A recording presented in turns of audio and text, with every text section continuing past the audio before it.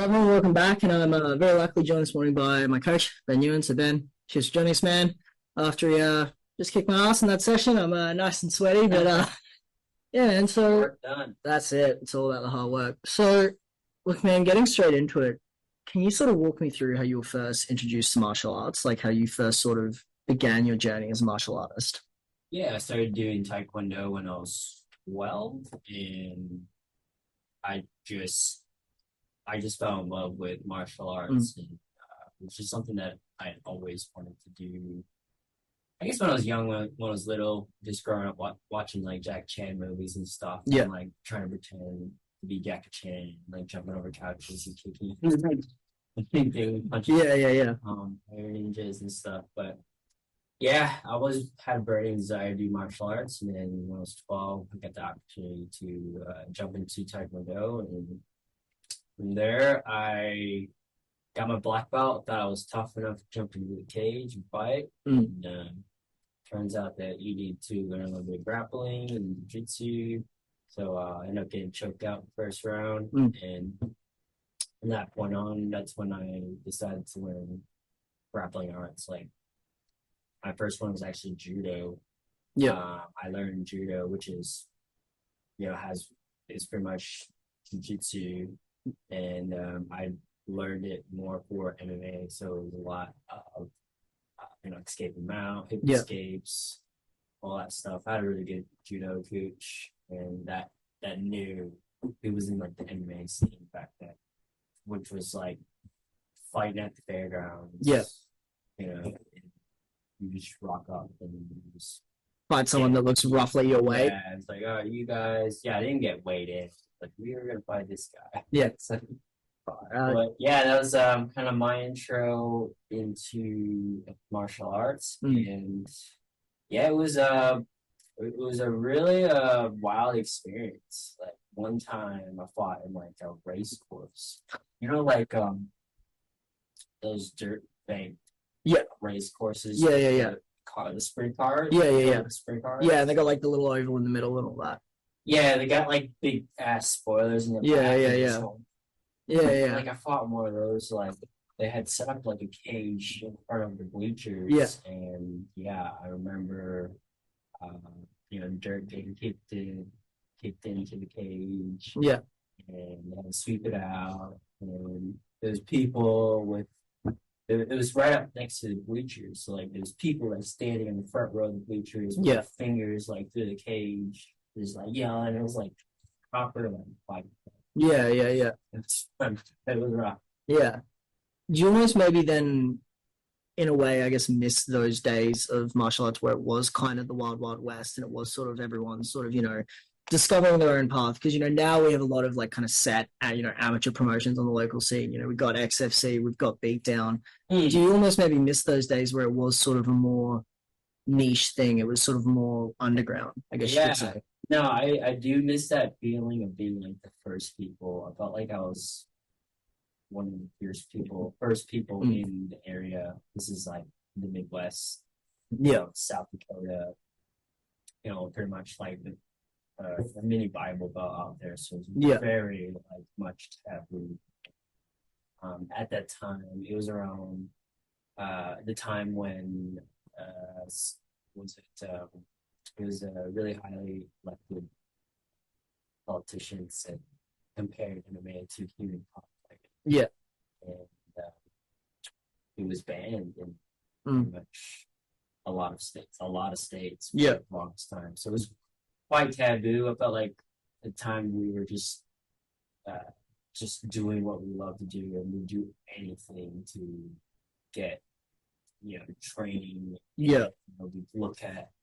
We pass around VHS tapes that we find, go to the freaking bookstore, like Barnes and Noble, be like, Tito Ortiz's freaking book on ground and pound or something. Yeah, yeah. And it's like these old school books, and like bring them home and try to figure out what to do in these books, because we never had any coach, we never had YouTube, or any online programs or anything like that. So we just were hungry for the sport, and that wasn't a sport at the time. It was underground shit. Yeah. So kind of touching on that then, because like obviously MMA, even in the last 10 years, it's changed so much. It's become more of a sport and less of almost, I guess, maybe like a martial arts competition in the sense. So, an example is, we see if you have a big name, you make a lot of money, you can get the fights that you want, as opposed to you've worked your way up, you've beat the people you're supposed to beat. Yeah. Do you think that the sport kind of changing and becoming more about, your name, your popularity, the sort of the entertainment aspect of the sport, while it's good for the growth, do you think it's hurting the martial arts aspect of it? For sure. I think there is a balance to it. Yeah. And right now it's definitely shifted towards putting seats in bums. Yeah. Bums in seats. Yeah. But yeah, it's that's what it feels like it's shifting to. It's like how many tickets we sell, how much money we can draw in. That's just the way it is right now. Yeah. I know there's other organizations trying to get things done, like PFL's offering like health insurance and actually paying fighters a wage, which is really nice. And definitely it's become shifting in the way of entertaining rather than sport fighting. Yeah.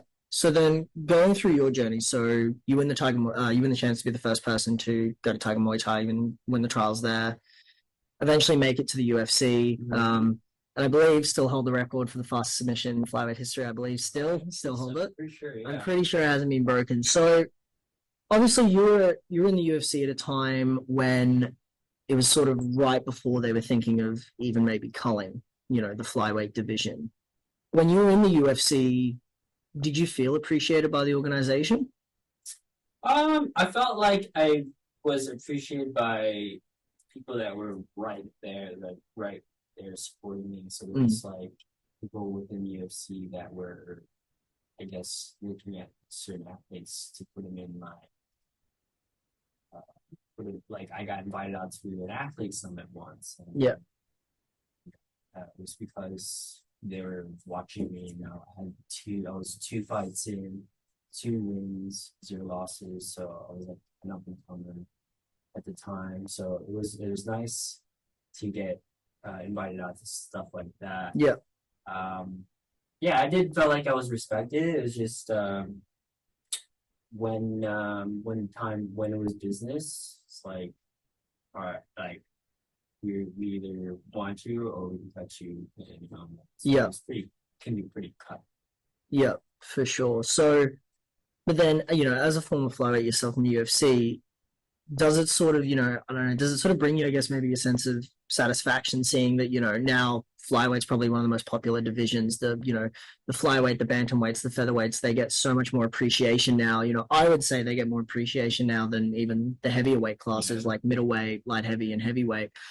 Does it sort of, give you a sense of satisfaction now that, that sort of old myth of, oh, well, the smaller weight classes, they're boring. Does it sort of give you satisfaction that myth is going away? And now we're seeing some of the most entertaining fights, in flyweight, bantamweight, featherweight.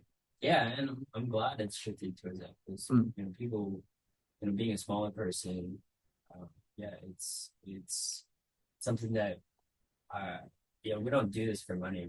We do this for the glory. Yeah. So for the smaller weights to get more camera time and stuff, get more attention is great, man. It's great for the sport, and it's good for everyone because more weight divisions can have more good fights. It's like just a broader range of weights now. Fight. Just looking for like the heavyweight fights or the welterweights that were going out there to fight in the belt, whatever. But it's getting pretty competitive now.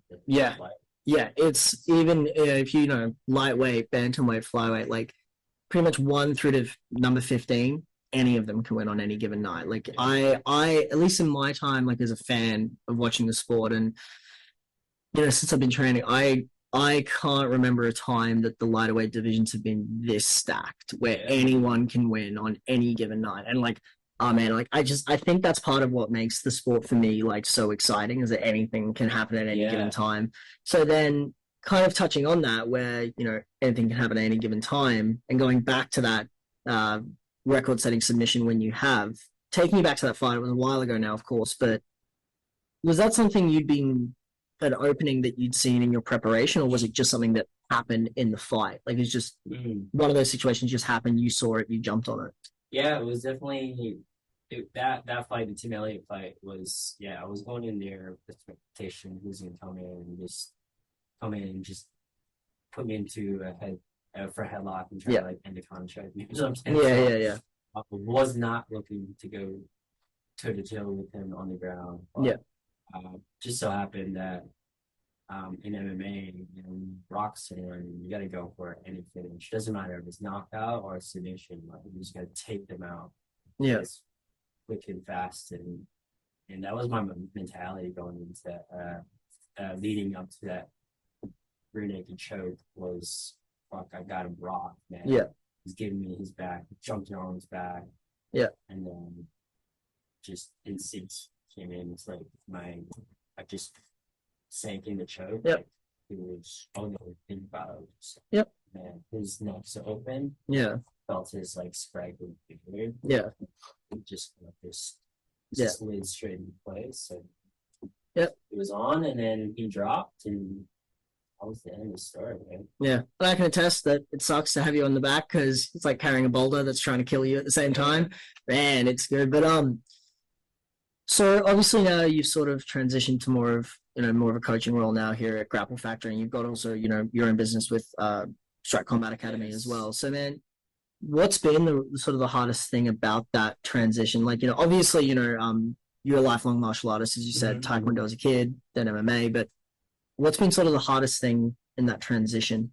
I think for me was, I guess, for me was being able to get information, like get techniques that I know Mm. and be able to translate it. Because I know stuff, but I don't know it. Like I can't be like think of a move and just kind of like and talk about Yeah. it. I couldn't be like couldn't read you. I probably could, but for me to do it, well, almost got like reverse engineer. Yeah, yeah, like, yeah. do it. This is how I actually do this technique. Yeah. I'm realizing that people don't learn the same way that I do. Sometimes you do need to take a different approach on how to, I guess, get that information out there because everyone's some people are bigger learners, some people Yeah. know audio cues and what directions. But yeah, I think it was the transition has just been for me being a fighting coach, just not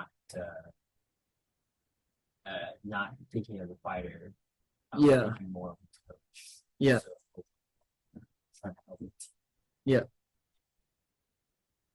Not try to make like one thing perfect or first spot like the team aspect. Yeah.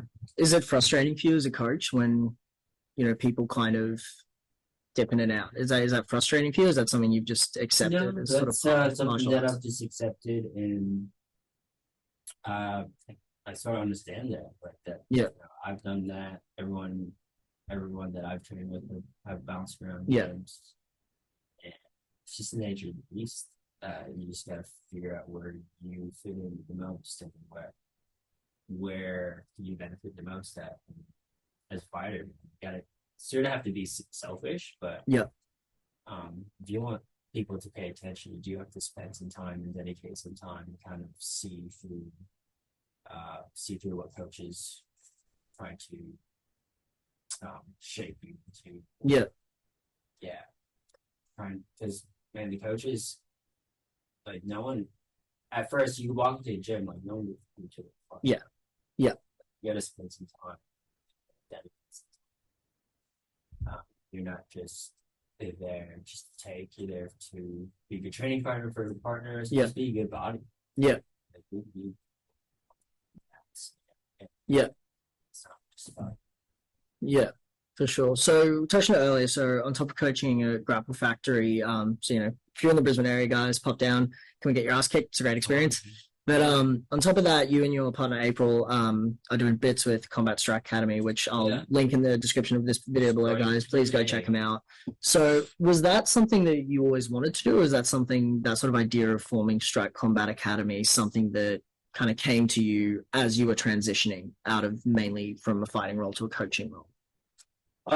It was always opening up my own gym as something that me and my partner have always. My partner's April Adams. She's a professional boxer. Yep. She comes from that side of combat, but we always envisioned having our own gym, being able to just have our own team. Yeah. Shape it the way we want it, do what we want. Yeah. And, I guess when COVID hit, kind of just slowed everything down massively. We gotta look at can't fight right now, so we gotta look at long-term ways of being able to support ourselves. So, opening a gym it's always been in the back of our heads. Yeah, we've just been getting stuff prepared for it, and hopefully someday have our own gym. And in I don't know, the next year or two. Yeah. Be great. Yeah. Yeah. For sure. Yeah. Get some bodies and go take some comps for sure. So I believe we were talking at the last beatdown card. I believe you and April actually fought and met on the same beatdown card years. Oh, sorry, local venue. Card, same venue. Yeah, years ago. So what was that sort of experience like? Meeting her, was that sort of when you guys started, dating? Was that sort of a later experience? Yeah. So we were dating at the time, and we were doing long distance relationships. I was living in Thailand, and he was here in Australia, Brisbane. Yeah. Going back and forth. We just got matched at the same time at the EH. Yeah. In this hotel. And we were fighting on the same card and back to back. So I was fighting first. Oh yeah, and she's right after. She was right after. I'd gone and won my fight. Yeah. I was walking back to the change room. She's walking back into the cage. Walking into the cage. And then kind of touch, all right, you go, your turn. You go get her. Yeah. She finished her opponent, and then nice. We had a double win that night. It was a good night for us. Yeah. That was a really cool experience. For sure. To say that you fought at the same time. Yeah. Do you find that you got more nervous before you fought, or before your friends, or someone that's involved in your life fights? What do you get more nervous for? I feel like I get more nervous. I still get more nervous for myself. Yeah. I feel like other people I do have a little bit of control, but for me, I'm still pretty nervous when it comes to oh man, I'm gonna be jumping into the cage and fighting. But comes a time where it's good. It's natural. For me, it's just my body to switch it on. Yeah. Rather than trying to run away from those feelings, man. You just gotta feel it. Just all kind of goes away. Yeah. So man, look, last question for me. I don't want to keep it too long because we're gonna get a session in, and it's a really nice day. Time to go do some things. But last question from me, man. So open your own gym, obviously, continue with Strike Combat Academy. Strike MMA. Do you have any other goals, either in martial arts or outside of martial arts, that you're really looking to achieve? Any goals? Look, I just want to get back in and fight again. Yeah. I do want to fight. And just trying to build this team. Yeah. So I can be able to get my training as well. Yeah. While, coaching team guys. Yeah. So just kind of get things sorted, and then I just want to fight again. It's just more for myself. Yeah. I kind of miss that. I guess that routine of being a fighter, waking up and just having a mission. Yeah. Like you're on a mission to go out and train. Yeah. And perform at the best. I just want to be able to see if I can get it. Yeah. Always in the back of my mind. I just got to go out and do it. Yeah, for sure. Well, Ben, man, thanks so much for joining me here after training. Really enjoyed the interview, guys. As I said, all their links will be in the description below. Please check them out, give them some love, and yeah, hopefully, man, we can see you return to fighting soon. I know all the fans would love to see it, and yeah, man, I guess I'll see you at the next training session when I get my ass kicked again. Let's go. Cheers, bro.